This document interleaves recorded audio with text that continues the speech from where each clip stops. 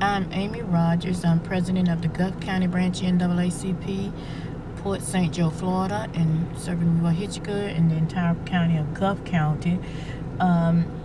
We are in the Millview neighborhood community, better known as the Leesville community.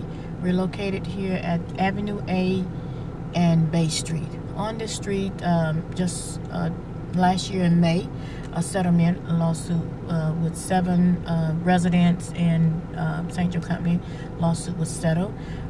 There was some property damage was involved, and a lot of the houses had went beyond safe conditions. The bricks was separating from the wall here in the community, and this is the very first house that we're at the moment here. And as you can see, if you look at the ground here, where the ground itself is uneven, and over a period of time this claim was put in, and I was the very first one to build my home on this street, and we were told that the soil was strong enough to build my house when I first got the house built, but the soil was very strong enough and it was approved. So we, several low-income, single African-American women thought we would come out and try to build our house, and this was our dream house, but it eventually turned into a disaster over the period of time. So we some of us had to move out. The house had gotten so unsafe, but the property land was contaminated by chemicals that was put into the ground, dumped off, and we thought that it was help to build the property up, but in the long run it showed that the property just went down and down and down, and some of us said, well, if it could, these poisonous chemicals can do that to the land, what can it do to the human body?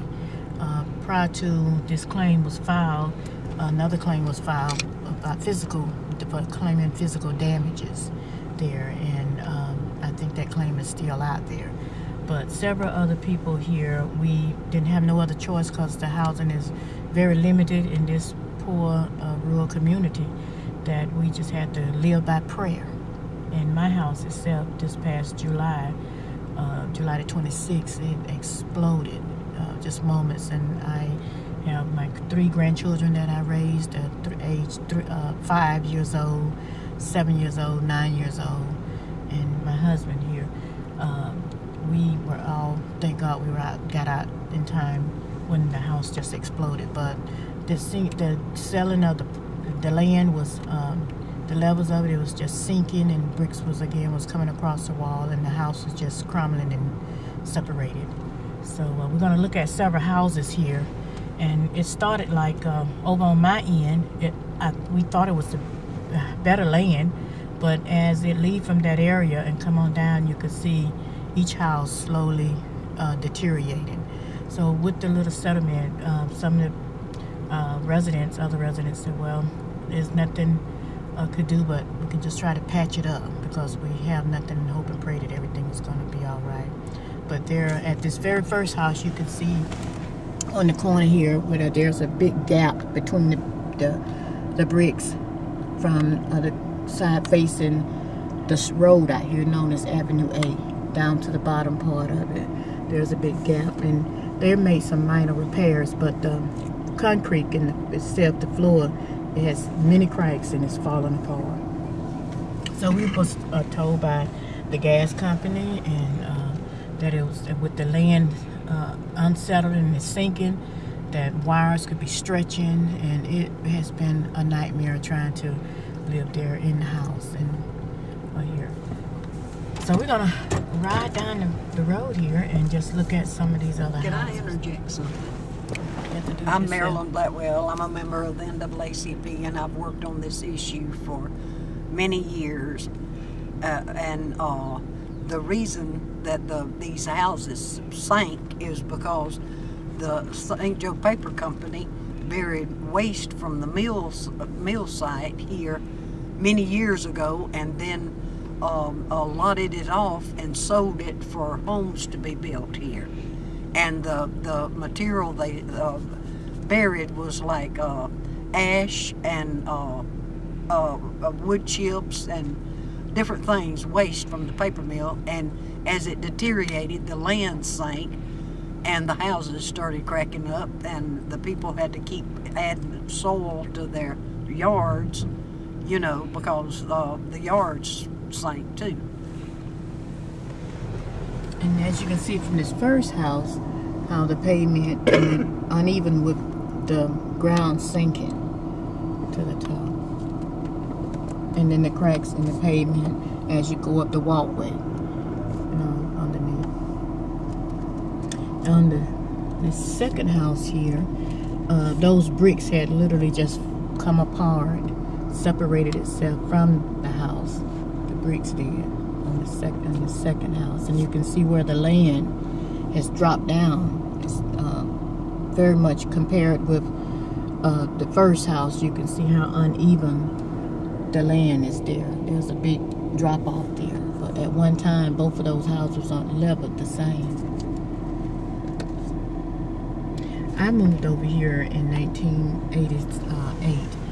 My house was built, and I started building in 1987 in November, and I moved in my home on February of '88. And after I came, one house further down was built, and then the rest of the residents came after that I came in.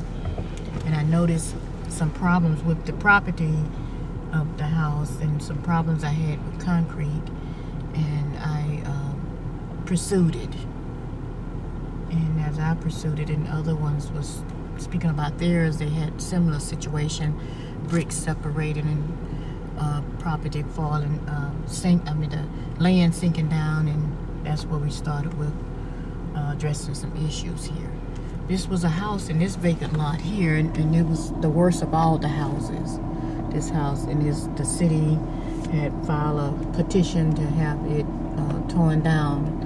The owner had to have it torn down. She had moved out of the house because it was the bricks were separating and everything was just falling apart. And they had warned us that if we did not do anything about it, with the wires stretching, it could cause the house catch a fire, some other major damages. And unfortunately, I suffered that with my house. But I never thought that it would ever happen, because it was more newly built, and I had it rebuilt in 1995. So this is the vacant lot here. Then some of the houses now is just like I said. And after the settlement came in May, they just taken the money and went ahead and did some repairs to their home. So you see some slight repairs done to it. You can see a porch that's repaired on this third house here, which I'm counting 3 because there's a vacant lot. The house was there, but she had to rebuild her porch and her driveway and put soil, more sand inside to fill her yard up, to bring her yard up. And then they had to put some stuff in, what you call it, Maryland? Because you can look at the top where the bricks on the border on this, what is that? See, 4th house here, where the bricks, they had to put some stuff in to make the bricks stick up back to the wall, the hole of the wall here. And she put some more soil down, but you can see how low it is to the ground, the sand there. She's got a new driveway too, because that one was all cracked up. Yeah, she put a new driveway. It was all cracked up. And the front porch, you got a new divider there. You can see where that house has been repaired, where the cement caulk and stuff is. That was all cracked up.